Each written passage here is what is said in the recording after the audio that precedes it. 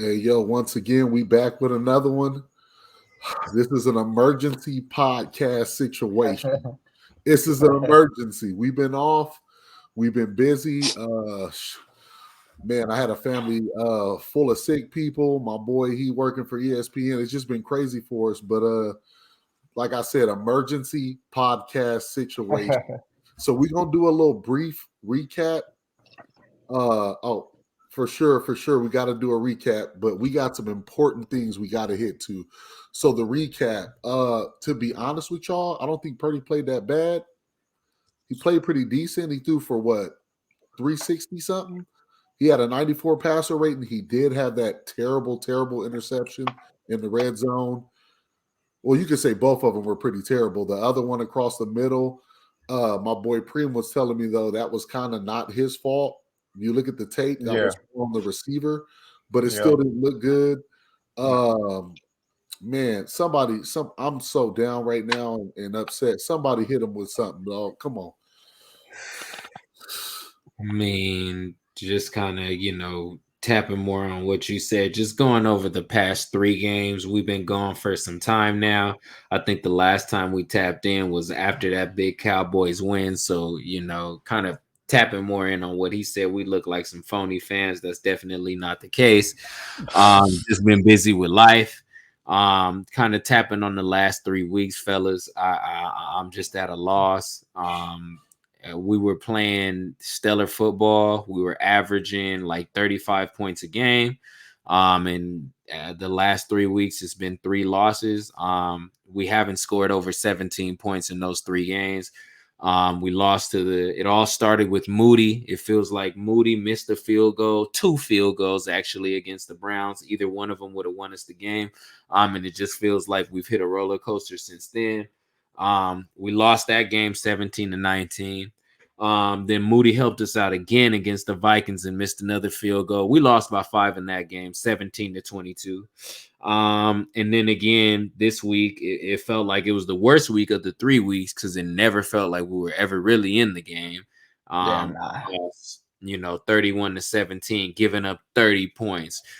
The other 2 weeks I could live with. I think, we're a bit spoiled with what we expect from our defense, but looking back at those numbers, we only gave up 19-22. Those were still pretty good numbers, but we know the offense didn't play well.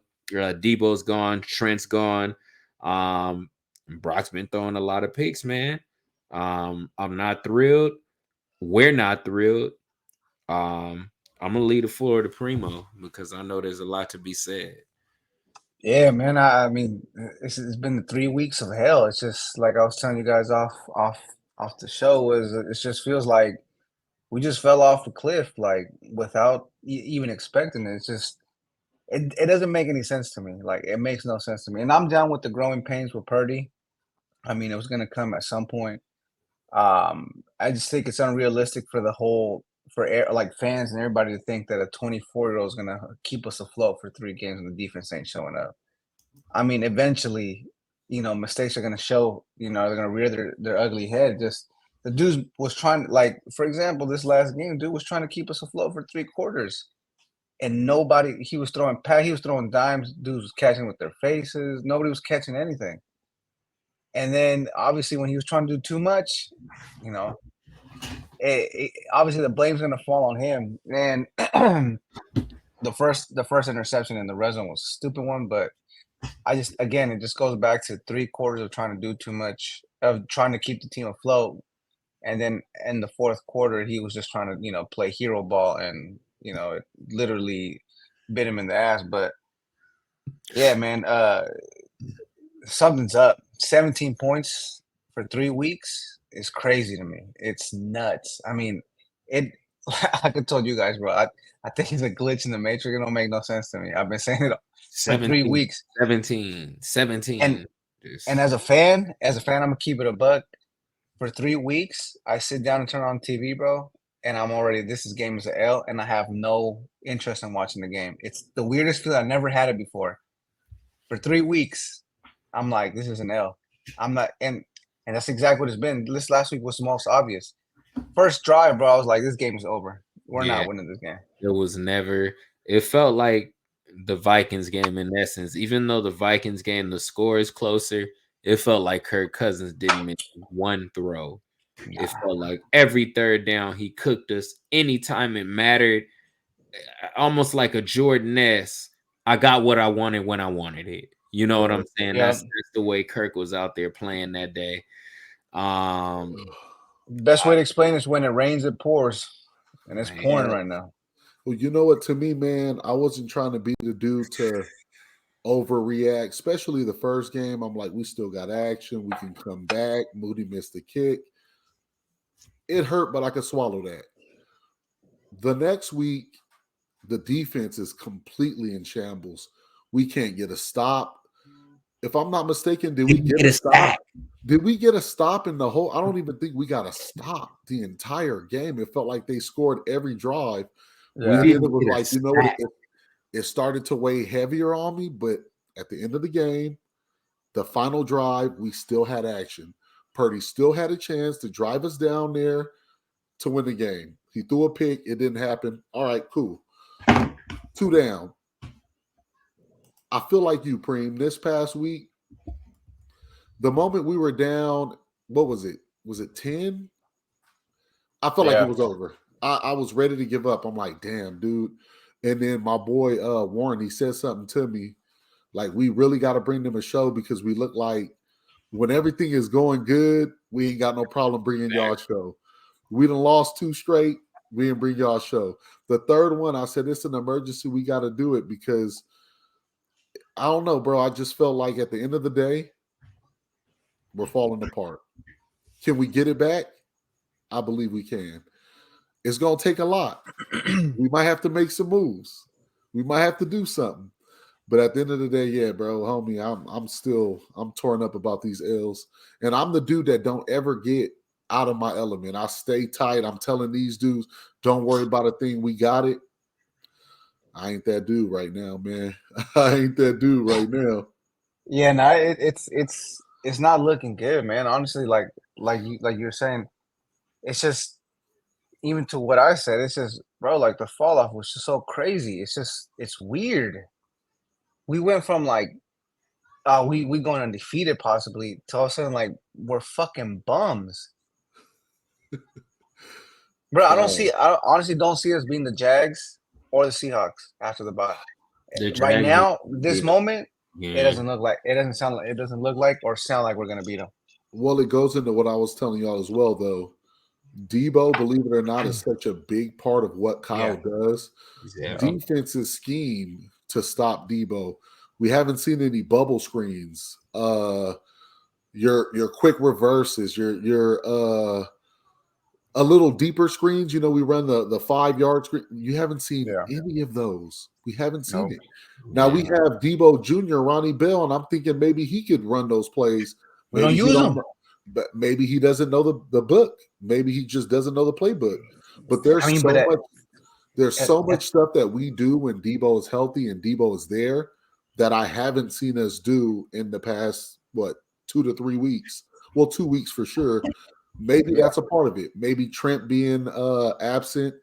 Maybe he doesn't trust Jalen Moore. You know, it's a lot of things that probably go into it. But I feel like Debo coming back after the bye week, we might get a dub. We might beat the Jags. I don't want to write us off yet, bro, but it don't look good. I just don't want to write us off. If we have the same formula to where we're gonna, hang our faith on Purdy to keep us afloat the whole game, it's just gonna be the same shit, bro. I mean, I think at the end of the day, any team or any player, if you depend on one person the whole fucking game, when they make a mistake, it's going to be highlighted tenfold. You know what I'm saying? So, I mean, if Kyle's the genius that he is, it just to me, okay, maybe Bell don't know the plays, maybe Mason can't block, whatever. But if you're the genius that you are, man, you got to be kidding me that you can't fucking scheme around Debo not playing. It's wild to me. Which is a fact. You would think him being a genius, a guru, all this stuff we call him, that he would be able to. But like I said, maybe he's the key to the offense. People thought it was CMC when we got CMC because he unlocked it, but Debo was there the whole time. maybe the whole team felt like fell Debo's off. the key. Because I don't know if y'all pay attention, but there's plays where Debo will run a streak. Debo's not known to run streaks and beat people like that. He did against the Ravens a few years ago. He doesn't really do that. But when Debo does run these. There's a safety over the top in a corner. They follow him. He's a big part of what we do, and not having him is looking like maybe that's what it is. Maybe Kyle needs all of his weapons. Hey, I was big on Ayuk, 1,300 yards. I said he was going to do a lot. Ayuk ain't looking like Ayuk without Debo there. Man, he looked okay.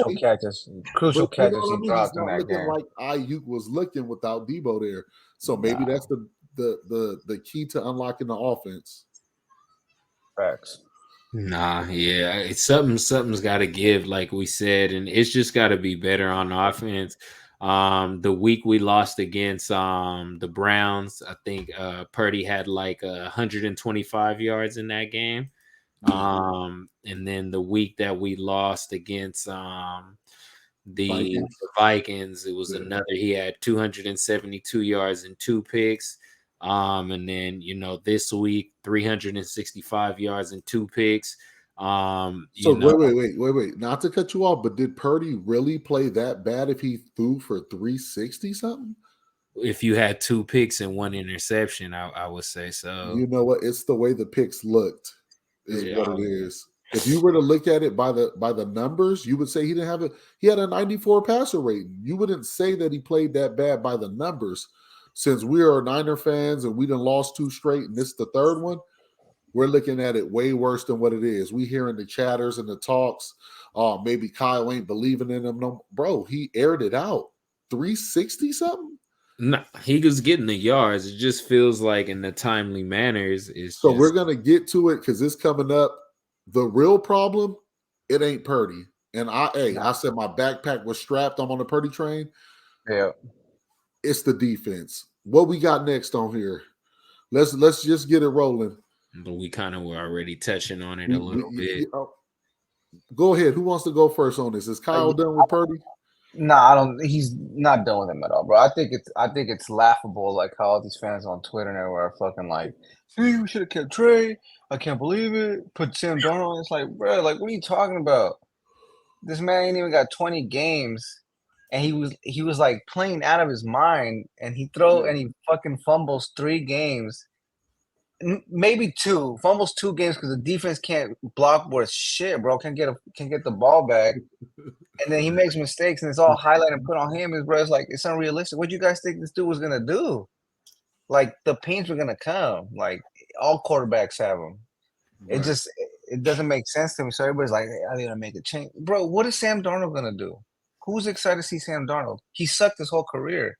What do we think he's gonna come here and revamp his career and take us to the Super Bowl, bro? That ain't gonna happen. He couldn't even fucking do with the 3s in the preseason. You gonna tell me he gonna do with the 1s? Come on, man. Like, Kyle's smarter than that. He knows he's not done with Purdy, bro. Like, again, when they asked him today, bro, are you making switches? Like, what switch where? And they're like, I don't make switches for no reason. Like, he understands that his quarterback was balling for 3 quarters, especially the last game, bro, and the defense wasn't doing shit. They got dog walked. Exactly. And all of a sudden, we gonna say what in the second half the defense decided to play a little? Oh, Purdy had a chance. Yeah, bro, but it's been 3 quarters. This man fucking trying to make plays, and nobody helped him out. Nobody helped him out. He was running, bro. He had more rushing yards than CMC. Nobody was helping him out. But it's hard to say nobody helped him out. Look at the numbers. Kittle balled out. I think Kittle had what, like 145 or something crazy. Like Kittle balled. Well, Purdy hit him like crazy in that drive where we scored. Yeah, I honestly just think everything's off balance because Trent's not there and Debo's not there. And we just lost Banks too. Debo is a lot of what we do, and we were talking about this the other day at your house. Remember, I was saying like we fought to give Debo $70 million, and it's definitely looking like if he called today and said, "I need $100 million, I need a re-up," you better pay him now. Because you better believe everything just kind of changed. And I just think it's the schematics of what he does that throws it off for a lot of people. The next 3 games up are the Jags, the Bucks, and the Seahawks. I think those are 3 winnable games. I think we could, who's the third team? The Seahawks. So it's a divisional. It's the Jags, the Bucks, and then the Seahawks. On that's actually our Thanksgiving game. Yeah, that's our Thanksgiving game. So I think they're 3 winnable games. Like we said, we just need some home cooking. I think the week off is gonna help us get healthy. CMC ain't looked the same since the oblique. He just his running doesn't look as elusive and as explosive. So I think he could use the time off. It seems like Trent was close to ready. It seems like Debo was close to ready. So to have these really 2 weeks to be able to get yourself all the way healthy, I think it'll get us straight, and I think we could win the next 3 and kind of get back to, because at this point we're not even the leaders in the division anymore. We've fallen out of that. That's the Seahawks now. Are we tied with them, or are they? No, they're up. They're a half game up. Yeah. Wow. Yeah. Wow. Oh, but it's no longer the division leaders. We're now considered, a wild card. So it's laughable to think that Geno Smith's gonna win that division, bro. Come on. Oh, it's not gonna happen. So yeah, man. To answer the question, no. To answer the question, I'm sorry, I got totally going off. No. To kind of following up on what Primo said, Kyle came out and publicly stood behind him here. And he kind of was publicly standing behind him through all of training camp, all of preseason. We've never seen him do that so willingly, so early on. Like we said, they're growing pains. Like we said, as far as actual regular season starts, I think Purdy is just over what really a rookie is. I think he's probably just over 16 starts now. So he's really just truly coming into a sophomore year, if you want to talk games wise. He's got a lot of growing to do. This is a part of the process. He wasn't gonna not throw any picks and win every game of the regular season forever. Yeah. It's the growing pains that come with a young quarterback, and this is it. Look at Trevor Lawrence, fucking number 1 when we took Trey, and he's still not it yet, element into becoming that guy. Same thing for Tom Brady, same thing for Peyton Manning, same thing for Aaron. All these guys took time, you know what I'm saying? So if Purdy is going to be anything like it, it'll take some time. These are growing pains that was going to come. So he's far from done with him. And if he were going to be done with him that quick to throw in Sam Darnold, I'm telling you, I think they got more sense than that. Once he throws Sam Darnold in, bro, it's over. It's a wrap. Like that's the sign that it's over. It's over for your fan base too. Yeah, it's over for your fan base too. I mean, honestly, I think if he had any doubt in his mind, they would have never moved Trey. Exactly. If there was any doubt of him not thinking Purdy was what we thought Purdy was, he would have never made that move. He would have said, "Oh, well, maybe I can still work with this dude." You know what I mean? The fact that we did move Trey is my reason for saying he's not done with Purdy. I mean, Purdy shined for, was it 12 starts straight? 14 games, right? 14. Was it 14? Well, plus playoffs, probably 14, 12 regular season that he shined. Okay. We knew there was going to be bumps in the road. I knew he was sooner or later going to throw a pick or two. I knew it was going to come.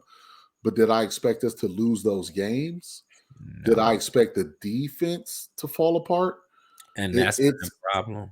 It's so much deeper than just Brock Purdy is not the guy and Kyle's done with him. No, that's not the case. Purdy can get back on track. Like we said, man, he threw for 360 something. Purdy is not the issue. Kyle's not done with Purdy. And we're going to see sooner or later Purdy get back to looking like Brock Purdy. It's going to happen. I'm not. Well, look at this. The biggest example, and I'm not comparing him to Mahomes. I'm not saying that Purdy's on top elite level yet. Right. But look at Mahomes this year, bro. He ain't got no players with him, bro. He's got 8 picks. He's struggling out there. I mean, they got a good record, but they haven't really played anybody, bro. The Chiefs, they always have a cake schedule, anyways, in the beginning. But what he does have is the best tight end to probably ever play the game. That's what he does have. And he has an amazing O-line, too. So, no weapons. He has the best tight end. Maybe he has no other weapons, but he has a good O line and a good tight end. But And even then, he's struggling. a good quarterback will make that suffice. That'll be good He's enough. struggling. Yeah. You know what I mean? But yeah, man. So go ahead. Purdy, gotta give Purdy some, some room to grow, man. All these people. I mean, like I sent you guys that with the dude from Bussin' with the Boys. He heard rumors that Purdy's gonna throw picks. Like, okay, bro, that's you know what I'm saying? Like, who'd you hear from? A source? Like,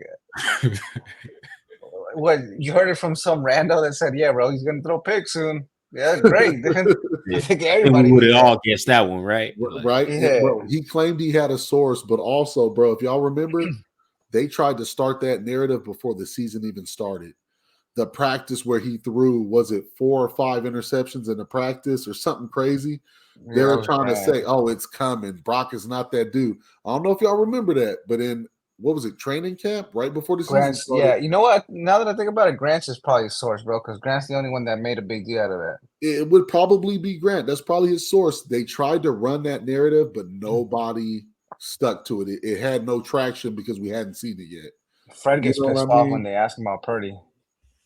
So yeah, man. But Fred is the reason why I believe they're not going to move him, bro. Fred is every time they ask him about Purdy, bro, he's like, bro, he's like, what do you want me to say, bro? Like, what? It's not just Fred. Kittle. I heard Debo. There's a lot of dudes that are Purdy guys. Like, put him in the locker room. Yeah. They ride for Purdy, bro. He's proved it. Kittle seems off in this presser, though. He said he was like all those turnovers, and he said turnovers. And I'm like, damn, bro. But you know what? I think he's salty though. He ain't getting the ball. That part. Remember we talked about that. He's only got like 400 and something yards on the season, and which is not bad though. But I don't think that's on Purdy though. I don't think it's on Purdy. I just think Kyle ain't scheming him. It's on Kyle. It's not even Kyle's not scheming him, and I hate to just to do that. But what I'm saying is, they said this 2 weeks ago. The reason why Kittle doesn't get the looks that he should, Kyle purposely pulls him back and makes him block. Yeah. He'll make him help the right tackle. And that's on probably a good 50% of our pass plays. Yeah. If y'all look, Kittle is right next to the right tackle helping before he runs his, if he runs a route. So it's really on Kyle. But I feel like we hit this. What else we got? Let's keep it rolling, man. Because just to tap. Time is ticking. Time is ticking. Yeah, let's keep it rolling, man. It's getting late just on to hit on it too. One last point. Even though Purdy's been struggling the last 3 games, he's still number 3 in the league with QBR, but ahead of the likes of Justin Herbert, Tua Tagovailoa, Jalen Hurts, Dak Prescott. He's number 3 for QBR at 74.4. Only 2 people in front of him. That's Josh Allen and Mahomes. So that's good company. So like we said, he ain't been necessarily balling, but even with those 3 bad games, that speaks to how good the 5 were, and even still been kind of okay since. It's just the picks. He's been struggling once we get behind with the picks. But moving on from there, we all agree we don't think he's done, but we do agree on one thing. So everybody wants to know. It's been on not Twitter but X. It's been going around. Half of our fan base is ready to just cut Wilks and move forward. Probably more than half. What I think happened to the defense, and this is just my assessment from going from week 1 to 5 and then the weeks prior, the last 3 weeks. So we've seen Robert Saleh, we've seen D'Amico, we've seen games where teams were burning us first half, and what do? They come out in the second half and they make adjustments. Yeah. They make the necessary adjustments to stop the issue that's burning us. Let's go back to the Vikings game for a quick second. They were running essentially the same type plays other than the few trickery plays they ran all game long. It was either guys going up and coming back down, and it was guys running up across the middle and the top post. They ran that shit all game long. Same dudes getting burnt. Ward's getting burnt. Demo gave up a few plays. Where's the adjustments? We've seen coordinators do it game in and game out. Hey, it looks like we're in trouble this game. Kyle's putting up points, but damn, the defense is giving up points. Second half, we give up 3 for the rest of the game. We give up 7 for the rest of the game because the necessary adjustments are made. Maybe Wilkes doesn't really know what he has. He said in the presser, was it last week going into this game, I'm still learning the defense. This is what he said out of his own mouth. That's crazy to say. What I have. I'm learning the deep. He's not confident in what he has, so he's got these dudes doing things that are out of the element of what they're used to doing. You got Huff. Hey, have you seen Huff shoot any gaps like he did in the past 2 years and blow shit up? None. Have you seen Huff jump any passes and play like Huff plays? He's got Huff playing out of his position and playing safety over the top. That's not what Huff does. Yeah. He's made a living off of reading and reacting and seeing shit. And you know what I mean? He hasn't learned the defense yet. Ain't that your job as a coordinator? That's crazy to say publicly. Yeah. Right. Yeah. Do you not have D'Amico's phone number? Can you not call Robert Saleh? Do you not have not talk to Kyle? Do you not have game tape of what we've done the last 3 years? Are you not watching film? The defense is great when you let them do what they're good at. When you let Huff be Huff. When you let Gibson man the top by himself. Single safety. Let your corners run the man and do what they do. And then you can scheme with your linebackers, blitz, or whatever you want to do with them. We don't look creative at all. He's not creative. He's running what he's ran. Primo, you know what's the craziest thing, and I'm going to pass it. But you told me this before the season started, and I completely dismissed it. You said the best defense that he's had since he's been a head coach or a defensive coordinator was ranked 19th in the league. You told me that. And I completely disregarded it because I said, the defensive guru title. He's supposed to be. Because he started hot a couple of years. He had a couple of years where they started hot or whatever, so they thought he was good. But at the end of the day, all of the years that he's been a coordinator, he's never ranked higher than 19th. Yeah, he looking like dog shit this year, man. He looking like damn near fucking 32.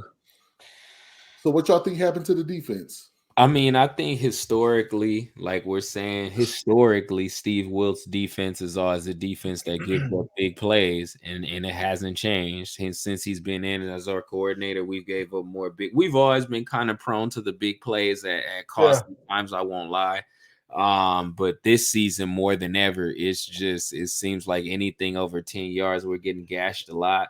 I think a lot of what you said is right. He just doesn't understand the schematics of how to use the defense, but that's not what you said. That's what he came out and publicly said.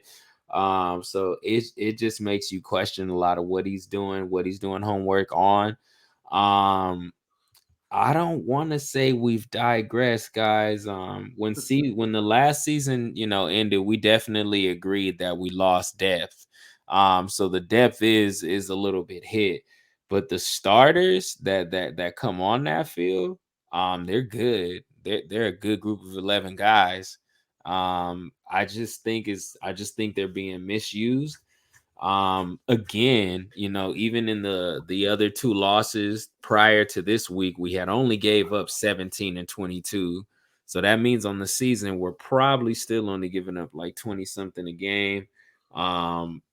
It's just we haven't been hitting home. Against the Vikings, we got no sacks. We got no pressure. Like literally, I don't know when's the last time that's even happened for us. Like there was no pressure. He was just kind of hanging out back there, having the time to completely pick us apart. And to Doc's point, on the same Jordan Addison post, on the same Jordan Addison cutting up the, like it was. It was, and then when Addison got hurt, some other guy, I think his name was Powell, came in and made the same play. It's like, dude, who is this guy? Right. But it was just, I just think, I don't want to call for, the man's job. I think he got us early on with the head coach title. So once we heard we were getting a defensive coordinator that was just a head coach, we felt like we were getting something good on top of him being a guru. And now I'm wondering the origins of where that even came from, being that his top defense has only been ranked 19. Now I'm wondering the origins of where that even came from. We'll kind of talk more in segments to come about what we can do to alleviate these things. Right. But I think it's definitely coaching. I think he needs to understand his players more and how to use them a little bit better. You may not be able to get on the phone with the D'Amico or with a Salah, but you got Kyle in there, and you got all type of assistants in there that's been in there. Your linebacker coaches, your all those type of coaches that have been in place. Right. Work the room. Figure out what works. Like, to your point, I don't even know what happened to Huff. He ain't done nothing exciting all year, and that's what he was an all-pro for last year. Right. You know, and Gipp ain't had no picks. He had like 5 or 6 last year. Like 5, yeah. Yeah. I wanted to say one more thing, Primo, before you hit it. You know what I just thought about? The biggest issue? Situational football. Your third downs. Yeah. 8 all the time. Let me take y'all back to the Vikings game. I've never seen one of our defensive coordinators, when the quarter is almost over, most teams will play prevent. They'll play dime. This fool blitzed everything with no safety help over the top and left his corner on an island.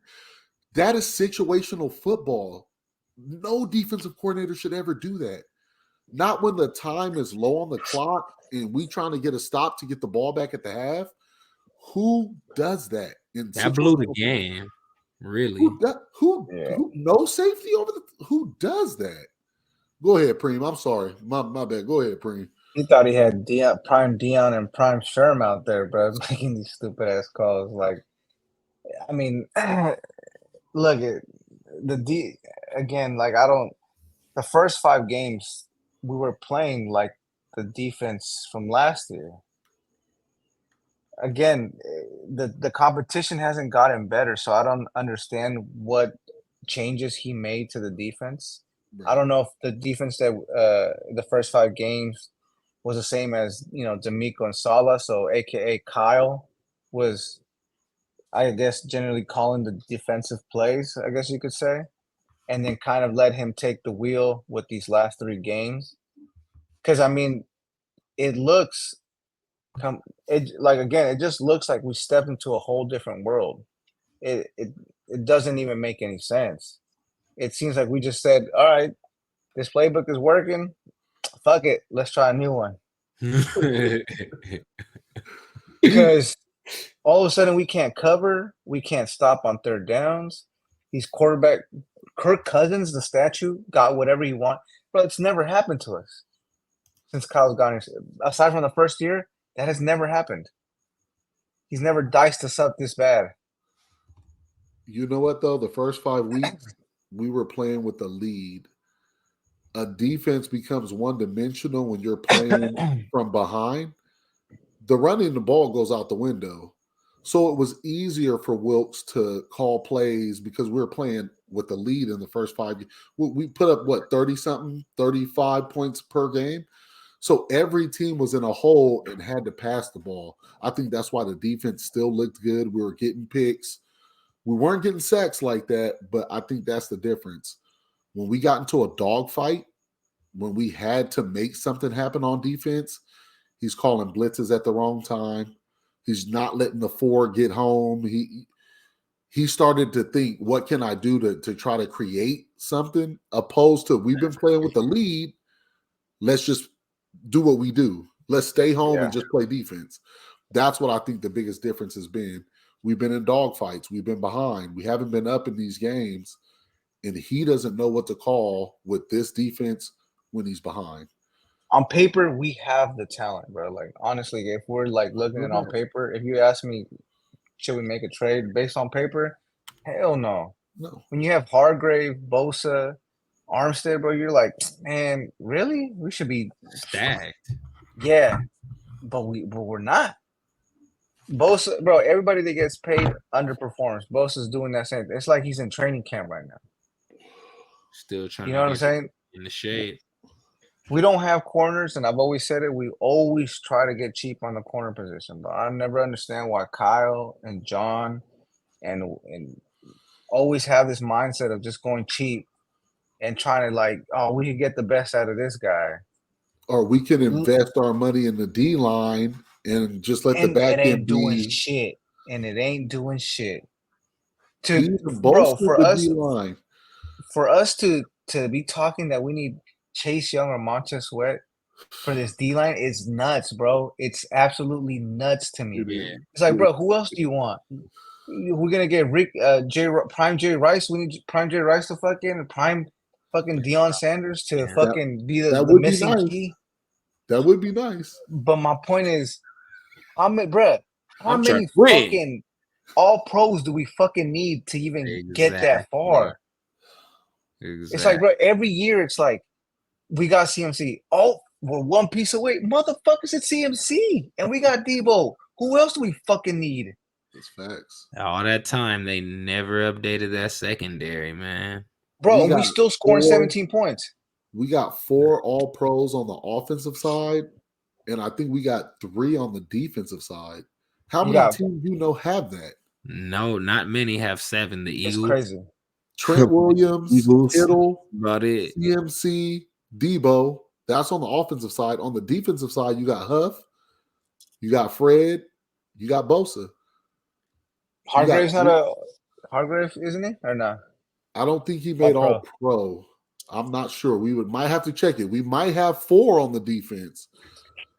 But even just the guys you mentioned on the D line, the linebacker, and a safety, that should be more than enough. Defense should be locked down. Should be locked down. More than enough. But see, like the thing is, the way I see it is this. Okay, you fire Wilkes, and the next man up, can he possibly make the changes quick enough to keep the defense afloat?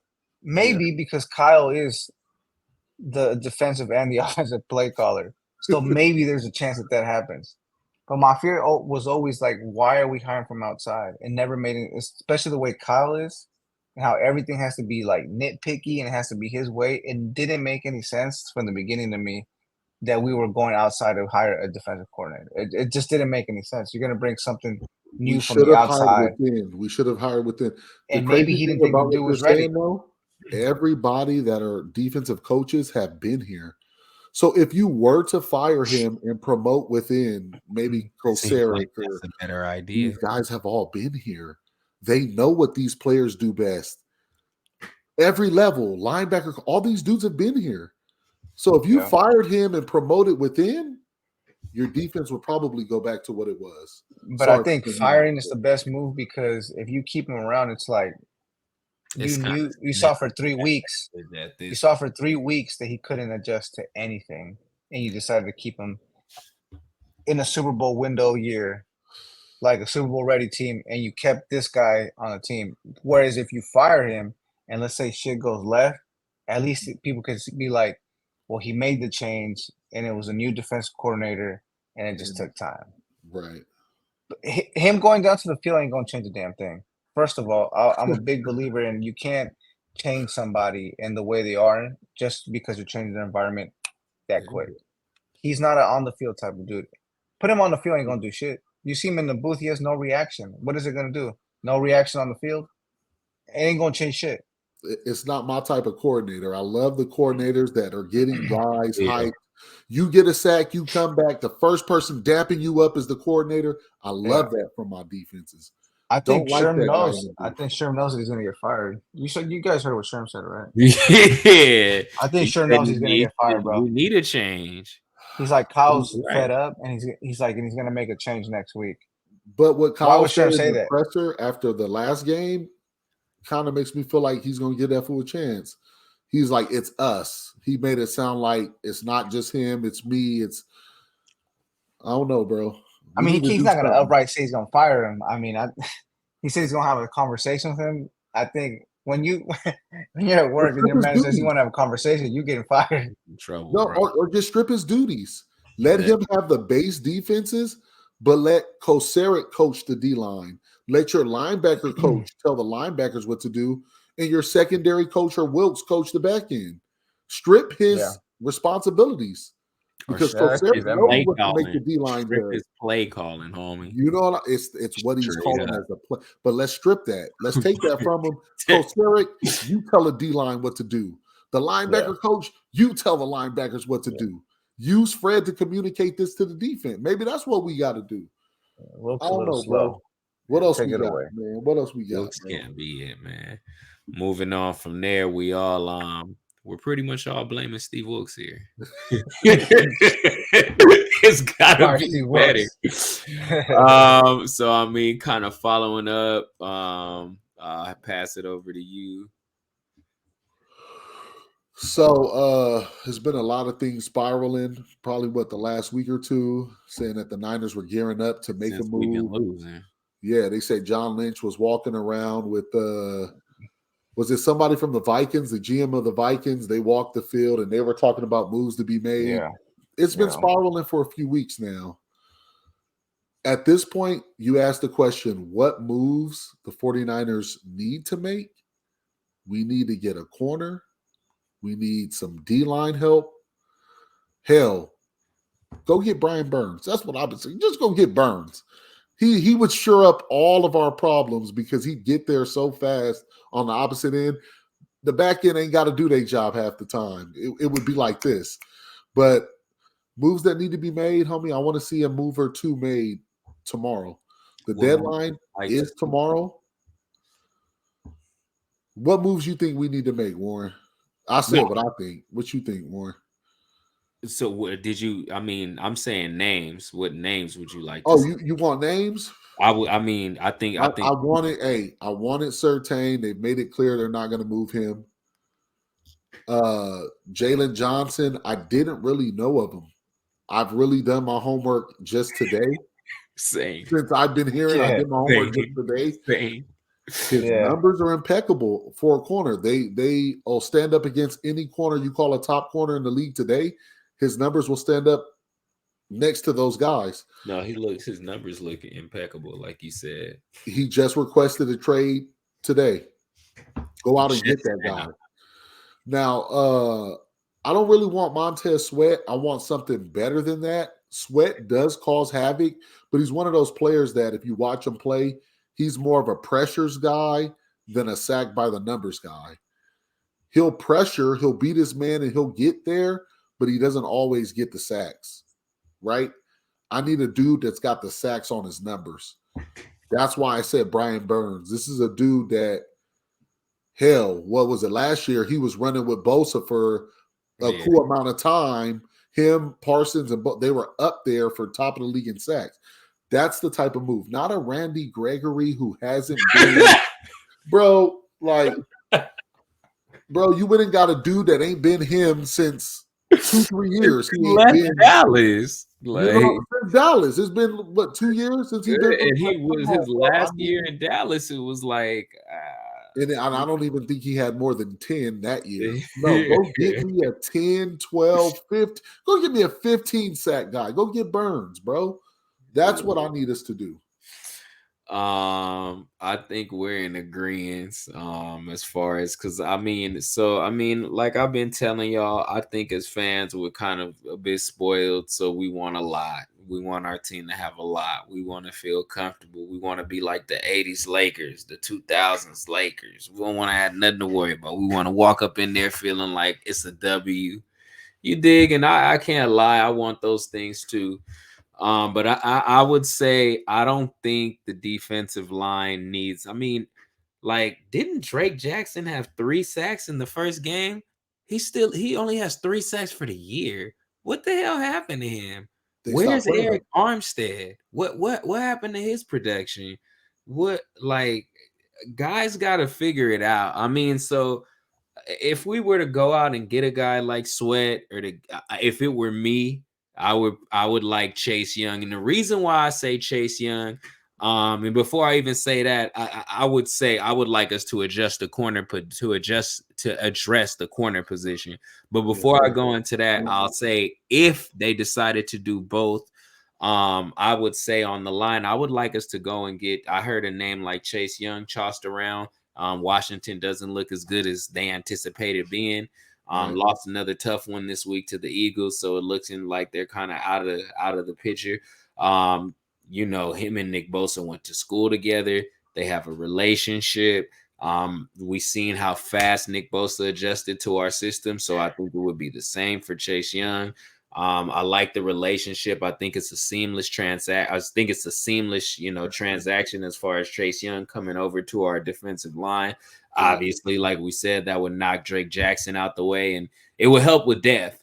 But ultimately, like I said, I just don't think that's I think with time, the line's going to get back to where it was. I think Nick Bosa's out of shape and he's playing his way into shape. Hargrave's got 3 sacks on the year. He's only like a 10 sack a year guy. So he's lightweight, probably still on pace to get there if he picks it up a little bit. Right. I want to see us address the secondary. You kind of took the words out of my mouth. I wanted to see something like Patrick Surtain Jr. We could have got him in that draft. We didn't. We took what we took instead and did what we did instead. I would love to have just had him. I think he's the perfect fit. I think you could just leave him in the corner and he'll take care of the business. I look at him, he was just second to like only Sauce and guys like that. It's just this year it's been abysmal. So he's kind of a product of his environment, so his name isn't brought up as much. So I would like to see that. I did see all about the Jaylon Johnson thing, or Jalen Johnson thing. His numbers look impeccable. As far as what do I know about him? Nothing. I had to, like y'all said, I had to run and do my own homework and kind of look at some highlights, figure out, who he was, what he was about. His numbers look good. He looks like he's a top defender.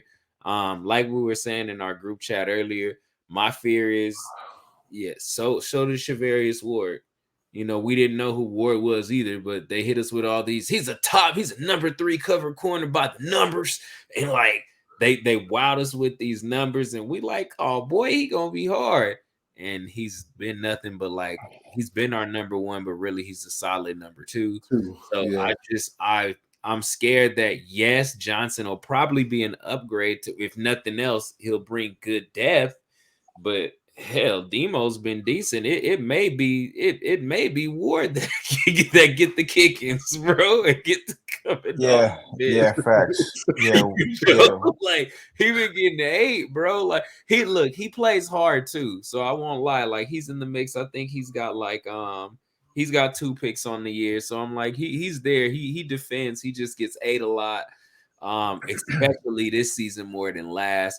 So, I mean, is Johnson the answer? I don't know. I don't know how good. My biggest fear is, like I told y'all, I just hope he just requested a trade like hours ago, and it just said hours before that we were trying to get him. So it seems pretty evident he requested the trade in hopes that we'll work a trade to get him. I don't think we'll get him because he's looking for top 5 CB money. Really? He's looking for a contract, yeah. I was telling Bron that. So I was like, yeah, we're not.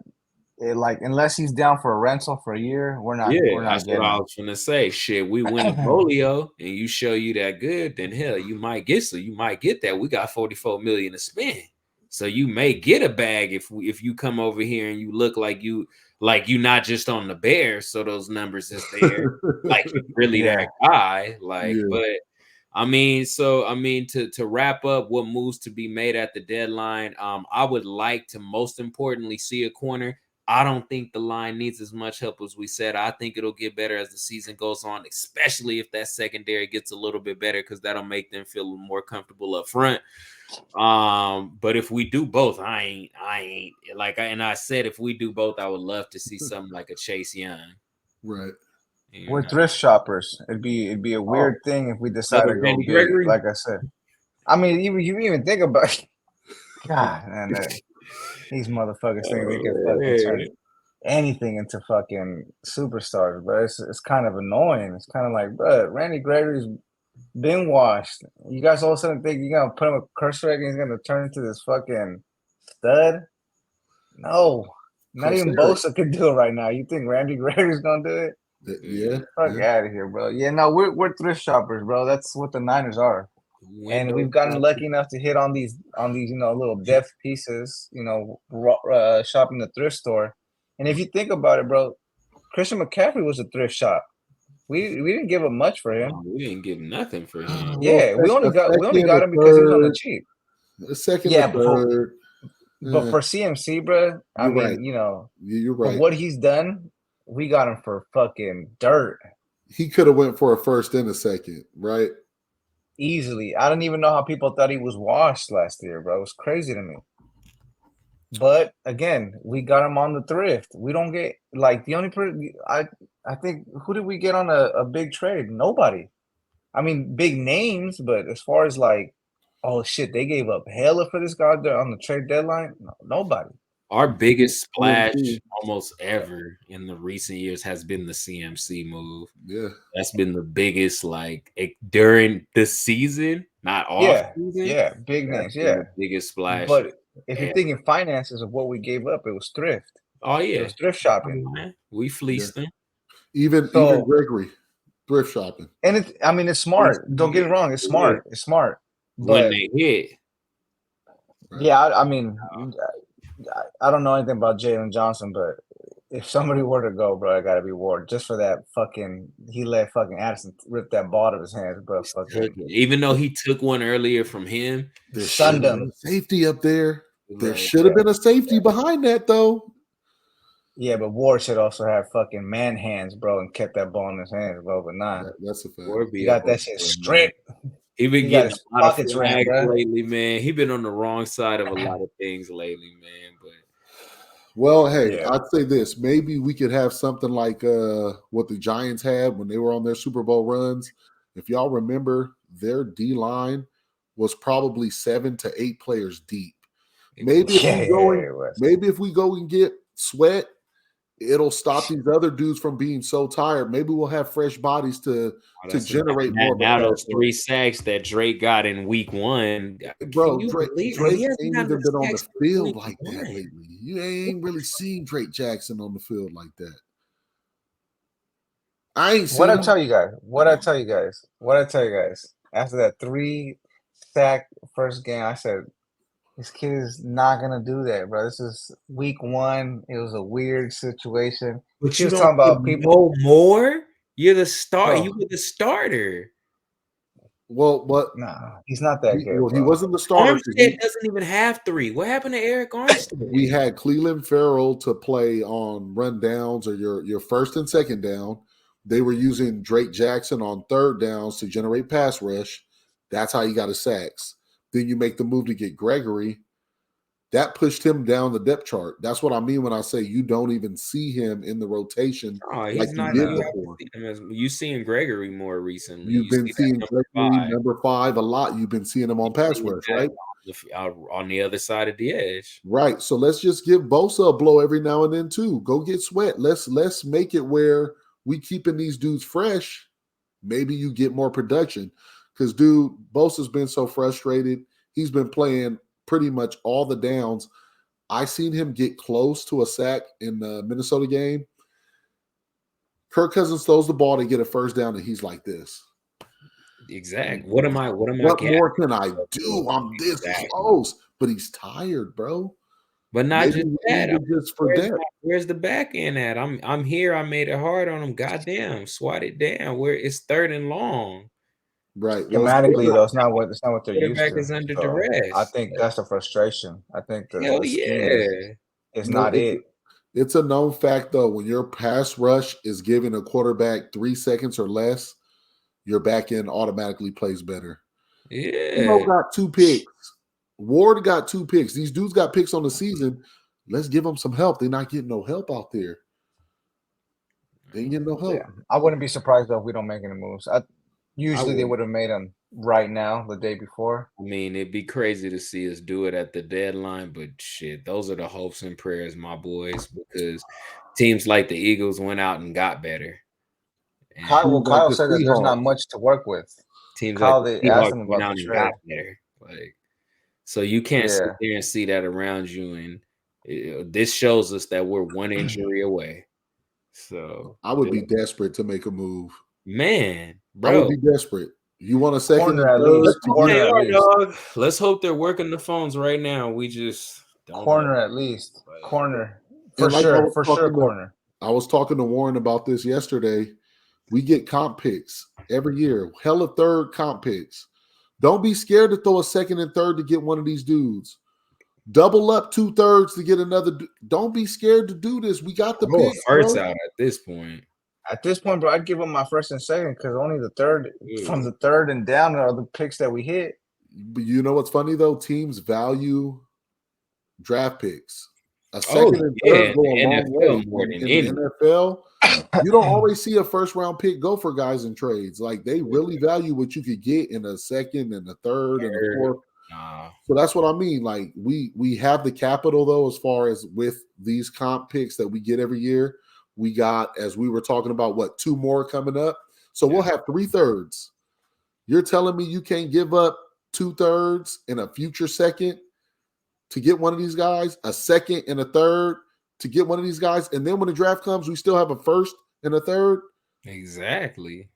Make something happen. Yeah, it don't make sense to me, bro. Yeah, I don't think we make a move though. I think well, we'll see, man. What else we got on there, man?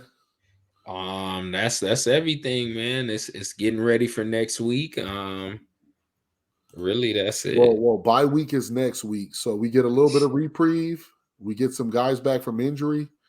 We don't have to worry about taking the L next week. Let's get healthy. And man, we had to do this. This was a emergency podcast. Like I said, what's next? Hopefully, it's us back on track.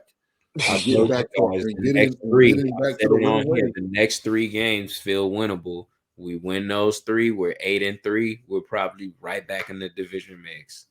The Jags are going to be our measuring stick after the bye week to really tell us where we are with our players back and healthy. Because the Jags are what, 6-2, 5-3? What are they? They're arguing that they're one of the best teams in the AFC. Okay, so that's the measuring stick right there. Coming back, we'll get our guys back. Trent will be back. Debo will be back. We win that game, we'll win the next 2. And we'll go from back to normal. Yeah. And then if we do win that one, then we got the real test against the Seahawks. Divisional game, first time seeing them, always our foe. They've gotten better. They made a trade. So that'll be a good barometer as well. And remember, Philly is only about 5 weeks away. We got Philly coming up too. Yeah. That's the next week. We play the Seahawks. Then we got the bye. We play the Seahawks again. And then we have Philly right after that. Yeah, that's what I'm saying. We play the Seahawks jammed in between Philly. So it's Seahawks, Philly, Seahawks. That's how our schedule. It's crazy. Damn. Crazy 3 weeks coming up, fellas. Crazy, man. Yeah. So look, we at the end of this. We gonna be with y'all. We pushing. What time is it? We down there at 12 right now. I don't want to hold. Fellas. Yeah, we've been. I don't want to hold y'all. Hey, my drink is slapping right now. I'm feeling crazy. So look, man, let's just go ahead and end this one, bro. Hey. Another episode, emergency episode from the Beta LA 49er podcast. Like and subscribe, man. Fuck with your boys. Your boy LeBron, my boy Warren, Primo. Holla at us.